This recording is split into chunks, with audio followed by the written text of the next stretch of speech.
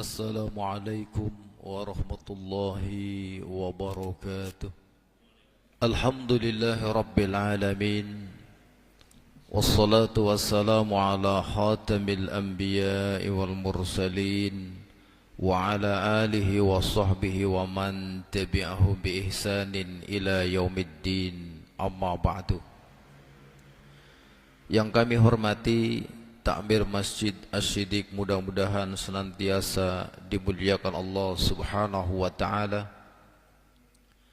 Yang kami hormati tokoh agama, tokoh masyarakat, ustaz dan ustazah yang mudah-mudahan senantiasa dimuliakan Allah Subhanahu wa taala.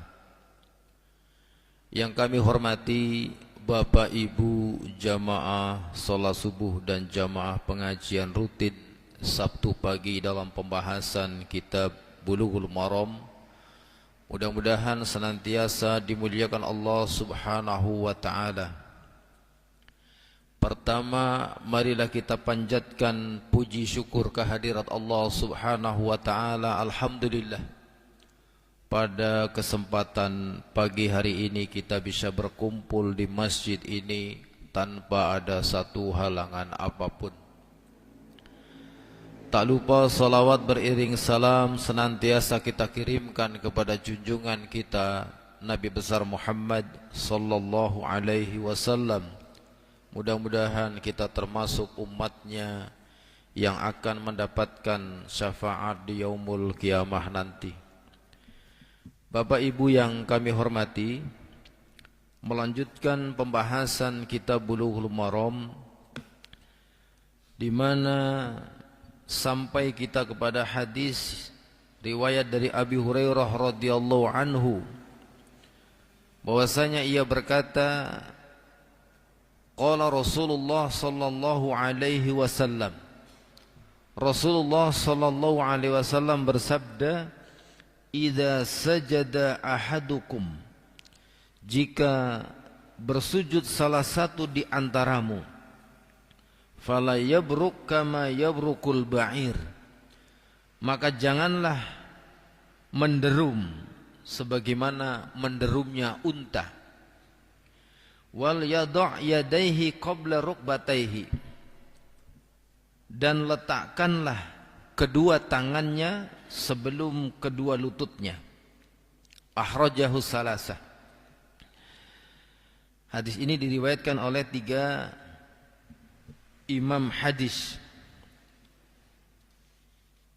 Kemudian dijelaskan di dalam kitab ini, wa huwa aqwa min hadisi Wa'il ibnu Hujrin, dan hadis ini lebih kuat dibandingkan dengan hadisnya Wa'il bin Hujrin, di mana di dalam hadis riwayat dari Wa'il bin Hujrin ini dijelaskan, ra'aitun nabiyya sallallahu alaihi wasallam, aku melihat Nabi sallallahu alaihi wasallam idza sajada, jika melakukan sujud, wada'a rukbataihi qabla yadaihi, meletakkan kedua lututnya sebelum kedua tangannya. Kesimpulan hadis yang bisa diambil daripada hadis ini, kesimpulan hukum yang diambil dari hadis ini, yang pertama, ladaina salah satu ahadis fi sifatil huya ila sujudi, maka ada 3 hadis dalam hal tentang cara atau sifat merunduk untuk sujud, posisi ketika hendak sujud. Kemudian yang kedua dijelaskan dalam kitab ini, hadis yang pertama, mohon maaf, jadi ada 3 hadis yang menjelaskan tentang cara merunduk ketika hendak sujud. Yang pertama hadis riwayat Abi Hurairah radhiyallahu anhu, sebagaimana yang kita baca tadi, idza sajada ahadukum, jika bersujud salah satu di antaramu, fala yabruk kama yabrukul ba'ir, maka janganlah menderum sebagaimana menderumnya unta. Wal yada' yadaihi qabla rukbataihi, dan letakkan kedua tangannya sebelum kedua lututnya. Niki hadis pertama. Hadis yang kedua di dalam riwayat dari Ibnu Umar, berkata Nafi, kana Ibnu Umar yad'u yadayhi qabla rukbatayhi. Ibnu Umar meletakkan kedua tangannya sebelum kedua lututnya. Niki hadis niki sami, Pak. Sama isinya, semakna dengan hadis yang pertama. Jadi kulan panjenengan ketika mengambil hadis ini, pertama ketika sujud kedua tangannya dahulu sebelum kedua lututnya. Kemudian hadis yang ketiga di dalam riwayat dari Wa'il bin Hujrin dijelaskan bahwasanya idza sajada, jika bersujud, wada'a rukbatayhi qabla yadayhi, meletakkan kedua lututnya sebelum kedua tangannya. Jadi ada 3 riwayat yang menjelaskan tentang hal ini. Pertama, kedua tangannya dahulu. Yang kedua, kedua tangannya dahulu. Yang ketiga, kedua lututnya dahulu. Kemudian dijelaskan dalam kitab ini, fa'amma hadisu Abi Hurairah fi hadisi Ibnu Umar famuttafaqani ala annal afdal wa wusulul yadaini qabla rukbataini ilal ardi. Hadis riwayat Abi Hurairah dan Ibnu Umar yang nomor 1 dan nomor 2, keduanya ini sama, bahwa yang lebih utama sampainya kedua tangan sebelum kedua lututnya. Niki sami. Walaupun harus kita fahami bersama bahwa kulan panjenengan Arab sujud tangane gisit angsal, Pak. Dengkule gisit angsal. Dua-duanya diperbolehkan. Jadi boten angsal terus saling menyalahkan. Sing dengkule gisit nyalana sing tangane gisit. Sing tangane gisit nyalana sing dengkule gisit, boten. Tetapi ulama hanya berbeda dalam masalah afdoliyah. Mana yang lebih utama? Tangannya dahulu apa kedua lututnya dahulu? Sebenarnya keduanya itu diperbolehkan. Jadi harap tangannya gisit ya angsal, kedua lututnya dahulu angsal. Cuma ulama berbeda pendapat mana yang lebih afdol. Riwayat Abu Hurairah dan Ibnu Umar keduanya sama dalam hal afdoliyah, bahwa lebih afdol sampainya kedua tangan dahulu sebelum kedua lututnya. Niki memang nek sing wong sepuh-sepuh mantan angel, Pak. Mantan angel.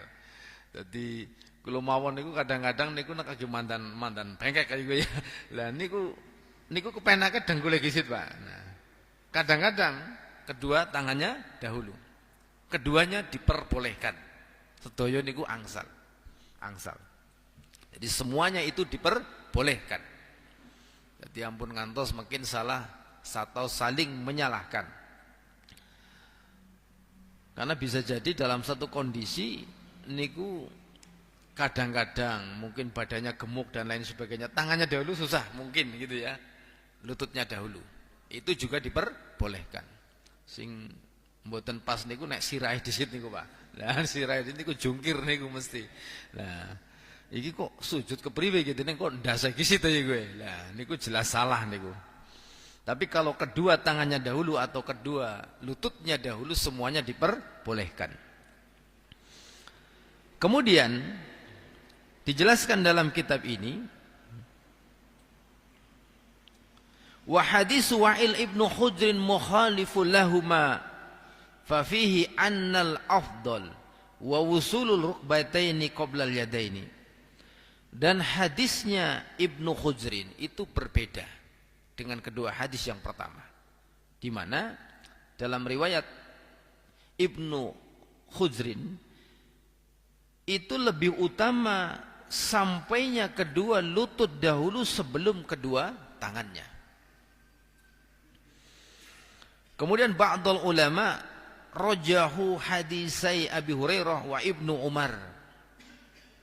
Sebagian ulama merojihkan dua hadis yang pertama, yaitu riwayat Abu Hurairah dan riwayat Ibnu Umar, dibandingkan dengan hadisnya Wa'il bin Hujrin. Sebagian ulama, di mana mereka menjelaskan inna rukbatal ba'ir fi yadaini. Jadi ulama itu menjelaskan, ulama yang berpendapat demikian, sesungguhnya lututnya atau kedua lututnya unta adalah kedua tangannya. Artinya kedua lutut unta itu bagian depannya. Walaupun itu bagian ngarepnya jane tetap pada besikil, Pak. Nah, tangan unta ya, unta orang teh tangan, unta semuanya kaki, empat-empatnya kaki. Jadi nek ngomong kulan panjenengan lho, kayak tangannya disit, ya unta orang teh tangan, Pak. Unta niku sikil kabeh. Nah, cuma dijelaskan sesungguhnya kedua lutut unta adalah kedua tangannya, artinya yang bagian depan. Wa huma awwalu ma yanzilu ilal ardi. Maka dia yang pertama turun ke tanah. Wal insanu rukbatahu fi rijlaihi, dan manusia kedua lututnya itu ada pada bagian kedua kakinya. Fala yambaghi an tasila qabla yadayhi, maka tidak seyogyanya sampai kedua kakinya sebelum kedua tangannya. Niki saged dipun pahami nggih? Ya, saged dipun pahami. Jadi maka tidak seyogyanya sampai kedua kakinya sebelum kedua tangannya. Berarti disitakan tangannya. Fannahyu, wa innah talafu makanuhuma minal insan wa minal ba'ir. Dan sesungguhnya berbeda posisi dari keduanya, baik tangan maupun kaki, dari manusia dan juga dari unta. Maka kemudian dijelaskan, famadama anna awwala ma yasilu ilal ardi huma rukbatal ba'ir allatani fi yadayhi. Maka selalu yang sampai ke tanah kedua siku daripada kedua lutut daripada unta fi yadayhi, pada kedua tangannya. Fayan bagi anna awwala ma yasilu ilal ardi minal insan yadahu. Maka seyogianya yang pertama sampai, menurut pendapat sebagian ulama, yang pertama bagi manusia adalah kedua tangannya. Dalam rangka apa? Untuk menyelisihi unta. Jadi unta nek arep mudun lemberek niku bagian ngarepin, Pak. Lah kulan panjenengan kon menyelisihi, maka kon menyelisihi kedua tangannya dahulu. Niku menurut pendapat pertama. Ala zahiri hadis Abi Hurairah wa Ibnu Umar. Sebagaimana zahir hadisnya Abi Hurairah dan Ibnu Umar. Kemudian Ibnul Qayyim menjelaskan, inna fi hadisi Abi Hurairah qallaban minar rawi haitsu qala wal yadu' yadayhi qabla rukbatayhi. Ini pendapat Ibnul Qayyim berbeda lagi. Ibnul Qayyim menjelaskan bahwasanya pada hadis Abi Hurairah itu terbalik. Qallaba, terbalik. Di mana kalimat wal yadu' yadayhi qabla rukbatayhi, dan letakkanlah kedua tangannya sebelum kedua lututnya, wa anna asluhu wal yadu' rukbatayhi qabla yadayhi. Aslinya adalah letakkan kedua lututnya sebelum kedua tangannya. Jadi ini memang perkara yang seharusnya leluasa. Jadi mboten terus kulan panjenengan kaku dan lain sebagainya. Memang nek sing biasa lutute gisit engko tangane gisit manten angel, Pak. Tapi biasa tangane gisit niku nek pun biasa kepenak mawon, Pak. Kepenak mawon. Tapi semuanya diperbolehkan. Dan ulama hanya berbeda dalam masalah afdoliyah, mana yang lebih utama. Ada sebagian ulama yang menganggap lebih utama kedua tangannya dahulu, ada yang berpendapat lebih utama kedua lututnya dahulu. Jadi jenengan sing biasa lututnya disit, nah perlulah sekali-kali mencoba kedua tangannya dahulu. Lah, jebulannya kepenak lho, jebulannya kepenak ya. Jadi nek wis jebulannya kepenak niku kan ngelakoni mungkin mboten nyalahaken sing beda, insyaallah. Jadi semuanya itu perkara yang diperbolehkan, perkara yang leluasa. Kemudian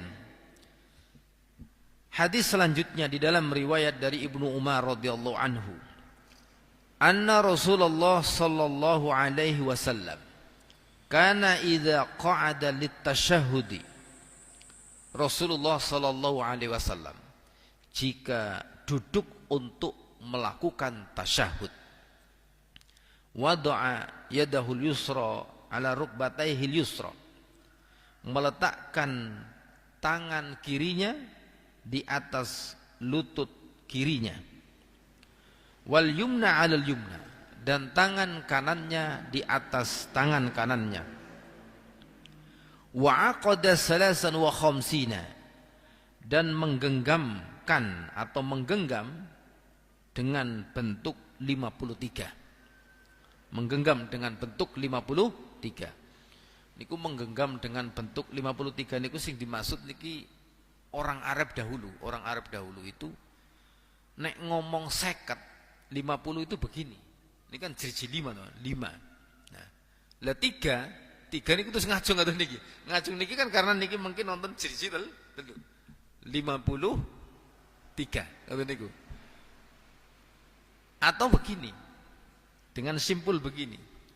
5 diambil 2 berarti 3. 53. Kados niku. Jadi menggenggam dengan simpul atau dengan bentuk 53. Wa asyara bi asba'ihi sababah, dan mengisyaratkan artosipun niku ngacung jari telunjuknya.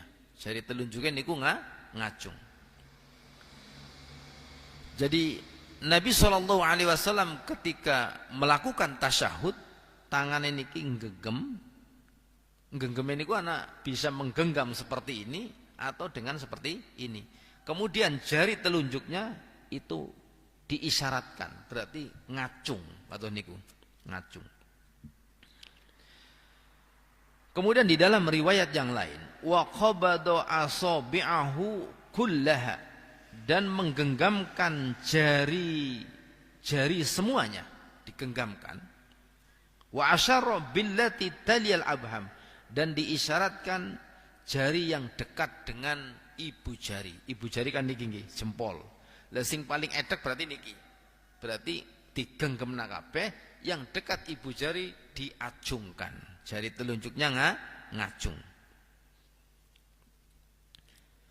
Kesimpulan hukum yang diambil dari hadis ini yang pertama, masru'iyatul qu'ud litasyahudi fi salatis sana'iyyatil lati laisa fiha illa tasyahud wahid. Disyariatkan duduk untuk melakukan tasyahud pada solat yang hanya memiliki 2 rakaat. Contohnya solat subuh, solat tarawih itu per 2 rakaat. Yang tidak memiliki kecuali hanya 1 tasahud. Wa amma salatu sulasiyah war rubaiyah fa fihima tasyahhadani. Adapun salat yang 3 rakaat atau salat yang 4 rakaat semuanya memiliki 2 tasyahud. Nah, kalau yang memiliki 2 tasyahud, tasyahud awal sunnah. Kemudian tasyahud yang kedua rukun. Tapi kulan panjenengan ya, walaupun sunnah itu dilakukan. Ampun ngantulah sunnah iki marmen cepet ae. Ini nanti akan menimbulkan kegoncangan. Bisa jadi banyak masyarakat yang belum paham. Iki dene kok salat zuhur kok langsung tasyahud akhir iku lah. Iki model ngendi maning nggih lah. Padahal yang pertama adalah sunnah. Tetapi walaupun demikian, kalau dilakukan sementara masyarakat belum paham, makmum atau jamaah belum paham, akan bisa menimbulkan kegoncangan.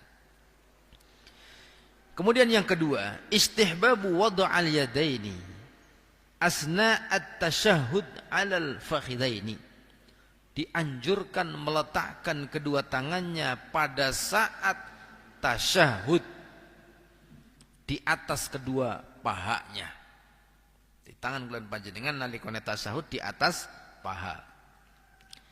Amma sifati wad'al yadaini asna at-tashahhud fal yusra yabsataha ala fahidhil yusra. Adapun tata caranya, sifat meletakkan kedua tangannya pada saat kita tasyahud, maka yang sebelah kiri di atas paha sebelah kiri, tangan kiri di atas sebelah paha sebelah kiri. Wa ammal yadul yumna, dan adapun tangan yang kanan, kalau tadi yang tangan kiri dalam posisi yabsatoha. Yabsatoha itu artinya direnggangkan, direnggangkan. Kita tangannya yang kiri merenggang, renggang kemudian nempel di atas paha. Yabsatoha, yabsatoha, apunten, direnggangkan atau dibentangkan. Adapun yang tangan kanan fayak bado, maka digenggam. Posisinya menggenggam dengan mengisyaratkan jari telunjuk ditaruh di atas paha. Nah, niki pada saat mengacungkan jari itu dimulai dari mana?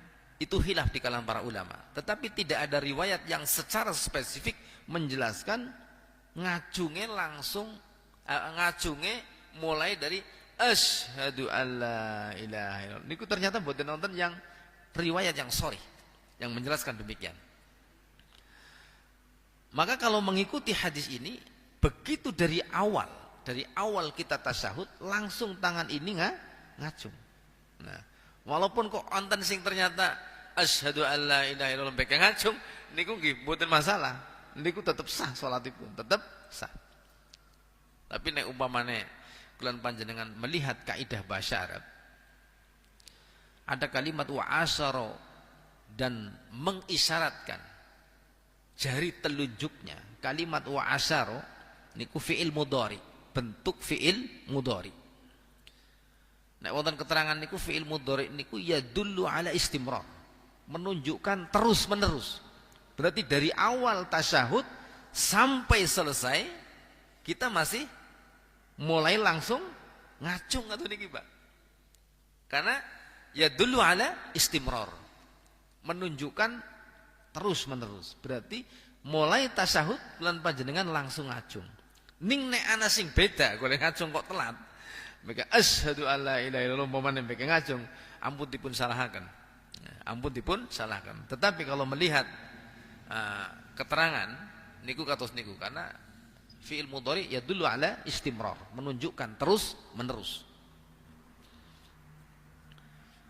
Jadi menunjukkan terus menerus dari pertama sampai selesai. Kemudian sampai kapan? Begitu kita sudah salam, tarik Pak. Sudah. Aja kulan assalamualaikum ngacung wae iki Pak. Nah, karena mengisyaratkan jari telunjuknya itu pada saat membaca tasyahud atau pada saat tahiyat. Jadi begitu salam pun rampung. Assalamualaikum warahmatullahi wabarakatuh. Iki ngacung bae katanya. Niki pun rampung, harusnya sudah selesai. Kemudian dijelaskan dalam kitab ini,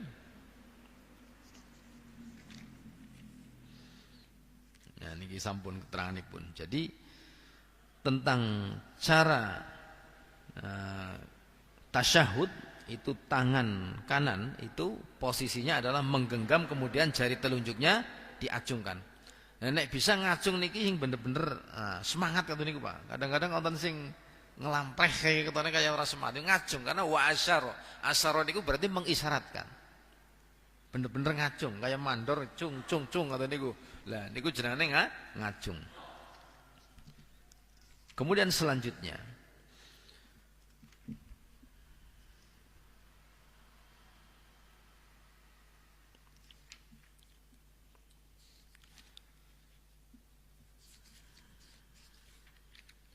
di dalam riwayat dari Fadalah bin Ubaid radhiyallahu anhu, ia berkata, sami'a Rasulullah sallallahu alaihi wasallam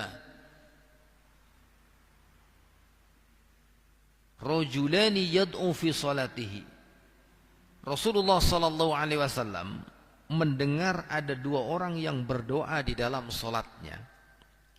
Walam yahmadillah, dan tidak memuji nama Allah. Walam yusalli ala Nabi sallallahu alaihi wasallam, dan tidak bersolawat kepada Nabi sallallahu alaihi wasallam. Faqala, maka kemudian Nabi sallallahu alaihi wasallam bersabda, ajila hadza, orang ini tergesa-gesa. Artinya tergesa-gesa dalam berdoa. Jadi ndonga kok langsung njaluk apa sih dijaluk.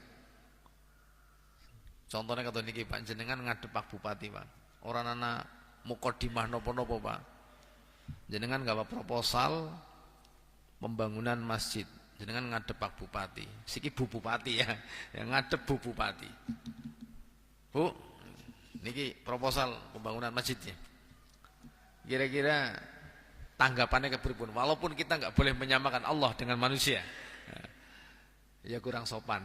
Masa orang anak prolog, orang anak mukodimah langsung proposal ke nyawa bangun masjid, kalau kanca-kancane ke, pokoknya mungkin jaluk 500 juta dan lain sebagainya.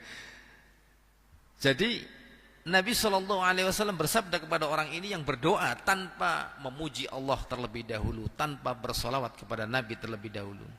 Nabi bersabda kepada orang tadi, ajilah hadza, orang ini tergesa-gesa, terburu-buru. Summa da'ahu, kemudian Nabi SAW memanggilnya.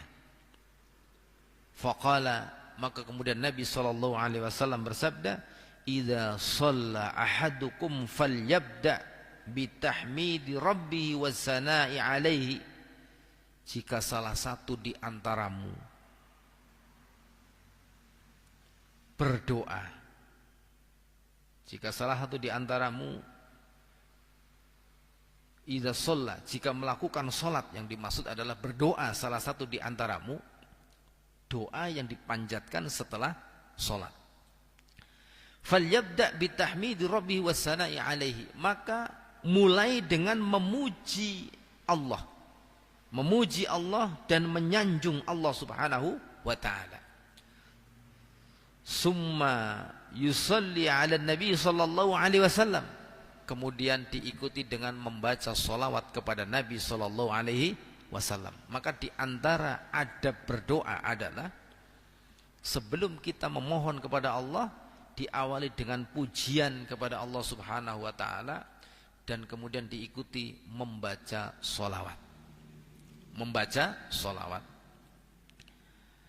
Summa yad'u bima sya'a, kemudian setelah itu berdoa sesuai dengan apa yang dikehendaki. Umpamane jenengan keleres kok, umpamane nggih, jenengan kepengin mangat kaji. Pada wis mangat kaji kabeh burung nggih. Urung ya, termasuk nyong urung ya. Jenengan umpamane kepengin mangat kaji, jenengan berdoa. Sebelum memohon kepada Allah, Allahumma yassir lana li ziyarata Makkah wal Madinah li adail haji wal umrah. Niku jenengan mujirin dumateng Gusti Allah, membaca sholawat, kemudian baru panjatkan doa itu. Panjatkan doa itu. Alhamdulillahi rabbil alamin, hamdan syakirin, hamdan na'imin, hamdan yuafi ni'amahu wa yukafi mazidah, dan seterusnya. Terus mungkin baru bulan panjenengan donga intine kayak gitu Pak, intine niku mbeken donga intine. Intine kan juga macam-macam Pak. Rabbana atina fid dunya hasanah wa fil akhirati hasanah wa qina adzabannar, dan lain sebagainya. Niku kan termasuk bagian dari permohonan. Niku diantara perkara yang disunnahkan. Kemudian kesimpulan hukum yang diambil dari hadis ini, yang pertama, sami'an Nabi sallallahu alaihi wasallam rajulan fi tasyahhudi salatihil akhir syar'a yad'u rabbahu qabla ayyahmidallahu ta'ala wa yasna alaihi. Nabi sallallahu alaihi wasallam mendengar ada dua orang yang dalam tasyahud pada solatnya. Karena di antara doa yang mustajab, waktu kita berdoa yang mustajab adalah selesai membaca tasyahud akhir sebelum salam.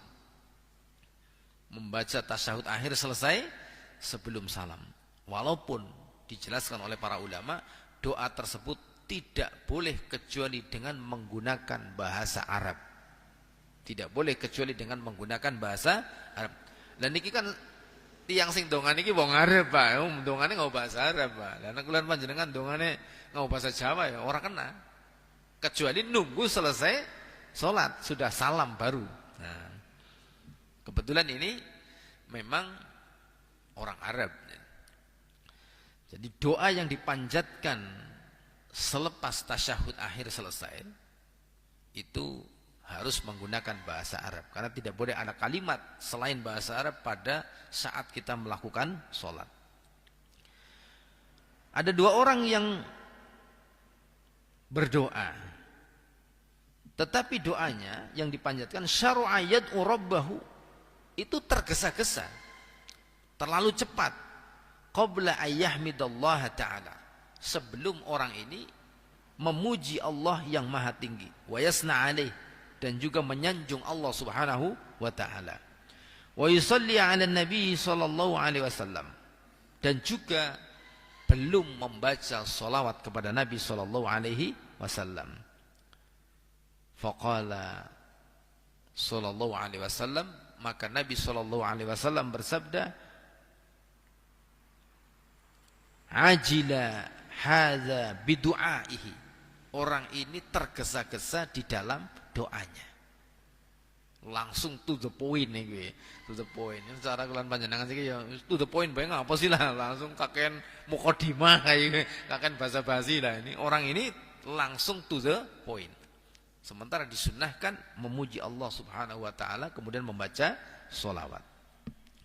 Kesimpulan hukum yang kedua, arsada sallallahu alaihi wasallam ummatahu ila adabid du'a.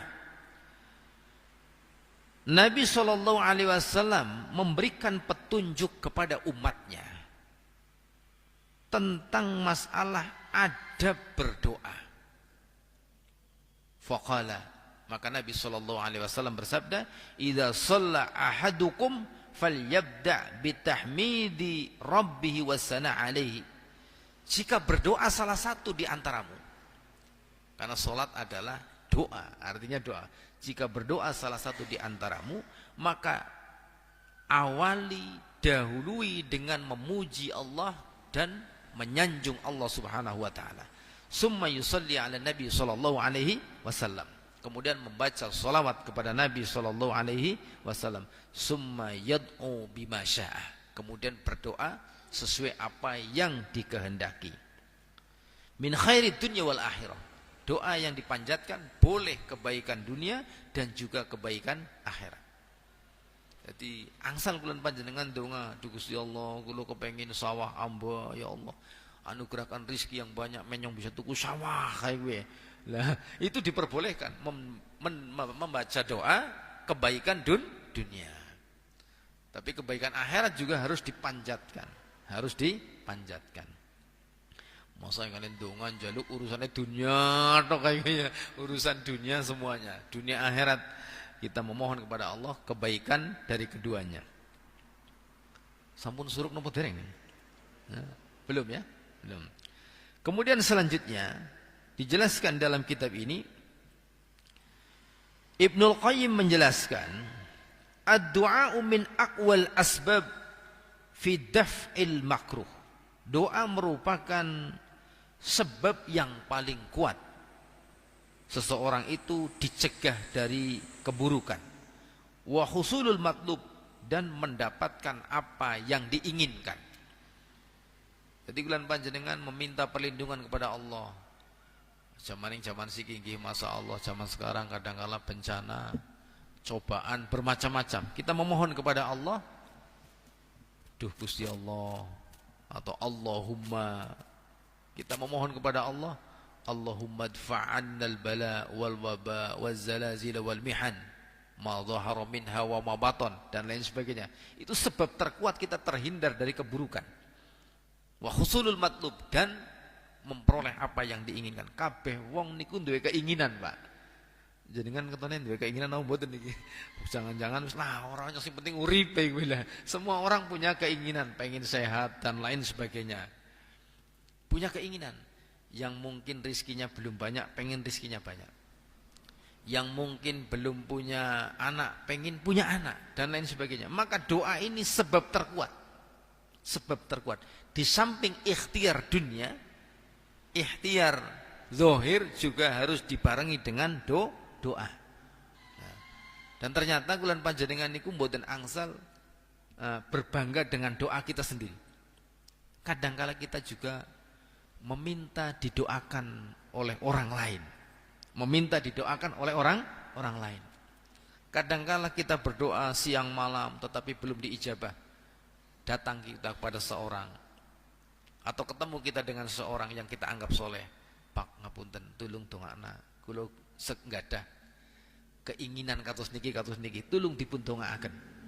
Nah, kadang-kadang bisa jadi sebab dikabulkannya doa bukan melalui lisan kita, bisa jadi melalui lisan orang lain. Bisa melalui lisan orang lain. Kadang-kala kulan panjenengan mungkin waduh iki kok ora dijabah-ijabah yang ketone kakean dosa iki lah, kebanyakan dosa dan lain sebagainya. Nah, maka memohon, meminta didoakan orang lain niku angsal. Karena kulan panjenengan niki bisa jadi banyak maksiatnya, banyak dosanya, baik yang kelihatan maupun yang tidak kelihatan. Kemudian dijelaskan dalam kitab ini, di dalam riwayat dari Abi Mas'ud Al-Ansari radhiyallahu anhu, ia berkata,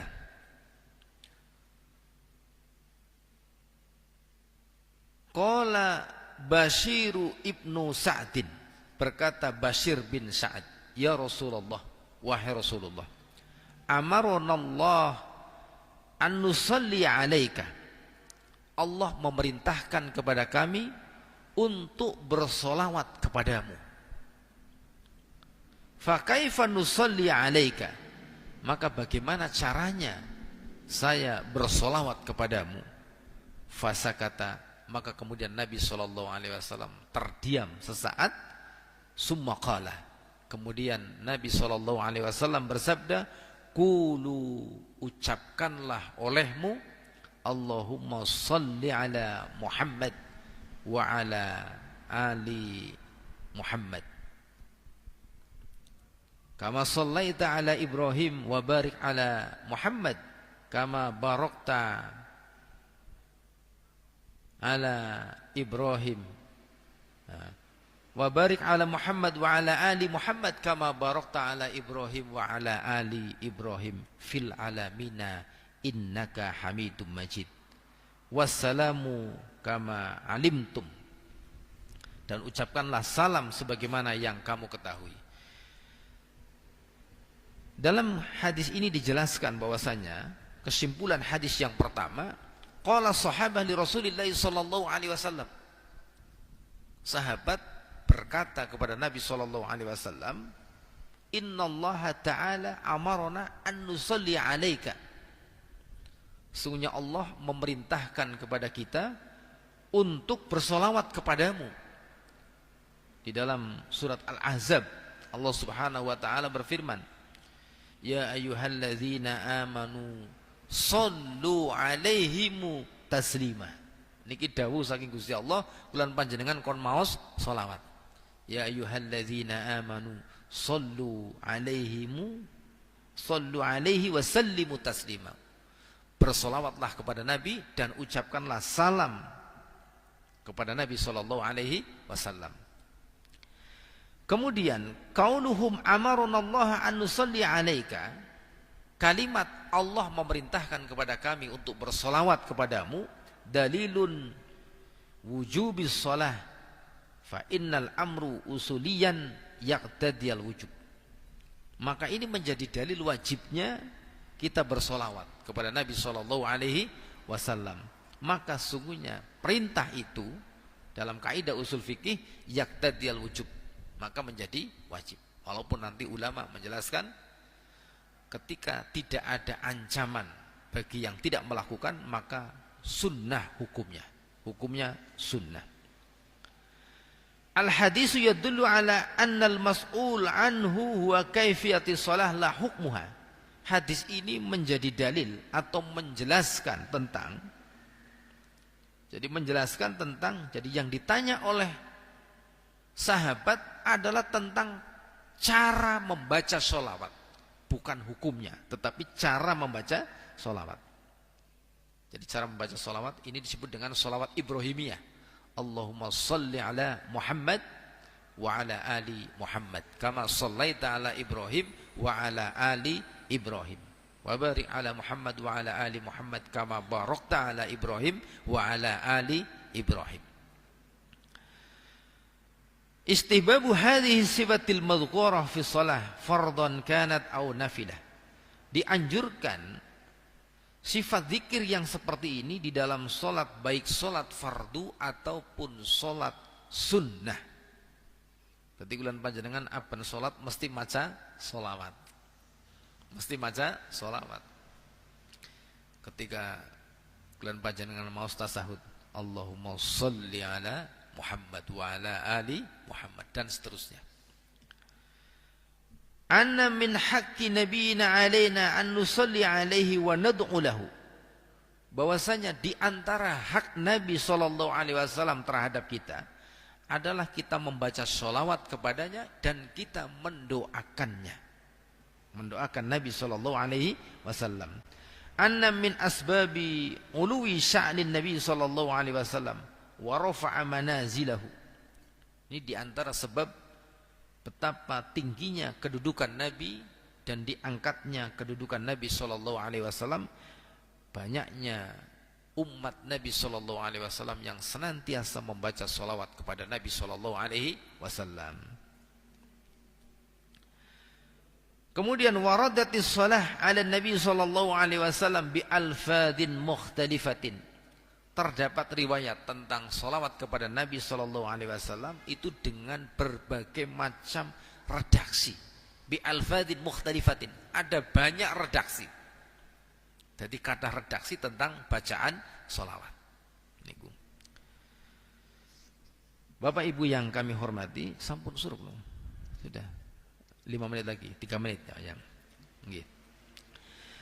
Kemudian di dalam riwayat dari Abi Hurairah radhiyallahu anhu, ia berkata, Rasulullah sallallahu alaihi wasallam bersabda, "Idza tashahhada ahadukum fal yasta'id billahi min arba'in." Rasulullah sallallahu alaihi wasallam bersabda, jika membaca tasyahud salah satu di antaramu, maka hendaklah meminta perlindungan kepada Allah dari 4 perkara. Yaqulu, yang diucapkan, Allahumma inni a'udzubika min adzabi jahannam. Niki nyuwun perlindungan yang pertama. Ya Allah, aku memohon perlindungan kepadamu dari siksa neraka jahannam. Wa min adzabil qabri, dan dari siksa kubur. Wa min fitnatil mahya wal mamat, dan dari fitnah hidup dan fitnah mati. Cobaan kehidupan dan cobaan kematian. Wa min fitnatil masiihid dajjal, dan dari fitnah al-masihud dajjal. Al-masihud dajjal niku dajjal yang sebenarnya nanti. Sekarang mungkin sudah muncul, tapi dajjal kecil. Jadi al-masihud dajjal. Bacaan ini termasuk yang disyariatkan. Maka istihbabud du'a ba'da tasyahhudis shalah ala nabi sallallahu wassalatu ba'da tasyahhudi wassalatu ala nabi sallallahu alaihi wasallam fi hadhil jalsah allati fi hiya duburi shalah, allati hiya duburi shalah. Dianjurkan berdoa setelah membaca tasyahud dan setelah bersolawat kepada Nabi pada saat masih posisi duduk ini. Artinya urung salam, Pak. Dengan doa-doa yang disebutkan tadi. Allahumma inni a'udzubika min adzabi jahannam wa min adzabil qabri wa min fitnatil masihi wa min fitnatil mahya wal mamat wa min fitnatil masihid dajjali. Perundungan iku terus bulan panjenengan bisa ditambah dengan doa yang lain, yang penting dengan menggunakan bahasa Arab. Tapi kalau nggak bisa bahasa Arab berarti sampai di situ cukup. Nah, setelah itu assalamualaikum warahmatullahi wabarakatuh, baru mengucapkan salam. Lah niku diwaos sakwise tasyahud diwaos kabeh, Pak. Tasyahud akhir semuanya sudah dibaca, baru membaca Allahumma inni a'udzubika min adzabi jahannam wa min adzabil qabri wa min fitnatil mahya wal mamat wa min fitnatil masihid dajjali. Apal kabeh napa nggih? Mun apal saya nggih? Ya nggih. Bapak Ibu yang kami hormati, mungkin ini yang kita pelajari pada pagi hari ini. Banyak kesalahan, kami mohon maaf yang sebesar-besarnya. Ilahuna wa ilal liqa fil awqatil akhir insyaallah. Subhanakallah wa bihamdika asyhadu an la ilaha illa anta astaghfiruka wa atubu ilaik. Assalamualaikum warahmatullahi wabarakatuh.